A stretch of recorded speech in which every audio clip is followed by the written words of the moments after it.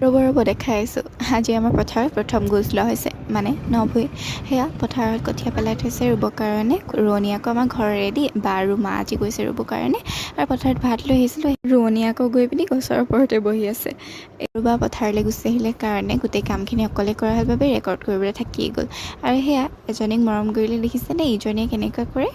সিহঁতি মানে বেলেগলৈ নগ'লেও আমাৰ লগত পথাৰলৈ দুজনী আহিবই আৰু ইমান ধুনীয়াকৈ ভিউটো এনজয় কৰি থাকে, চাব নেকি?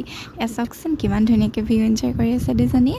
আৰু এনেদৰে আমাৰ লগত পথাৰলৈ সিহঁতি সদায় আহিবই, আচলতে সৰুৰ পৰা এনেদৰে আহিয়ে থাকে হ'লে। তো এতিয়া আহি সিহঁতৰ অভ্যাসেই হৈ গ'ল আৰু যিমান পানী থাকিলেও সিহঁতি পথাৰলৈ আহিবই। সেয়া মা গ'ল এতিয়া ৰুবৰ কাৰণে, আকৌ এতিয়া বা গৈছে। তেনেকুৱাতে আকৌ পুলু আহিলে সেইফালৰ পৰা দৌৰি চাওকচোন কিমান তেল ফালিছে, কি যে হৈছে তাই ইমান দৌৰি কৰিছে ইফালৰ পৰা ইফালে। এতিয়া জীয়েক যোৱা দেখি মাককো যাব লাগে, এয়া মাকো গৈছে দৌৰি। সিহঁতি পথাৰলৈ আহিলে এনেকুৱাই কৰি থাকে, সেইবাবে আজি অকণমান ৰেকৰ্ড কৰি থ'লোঁ।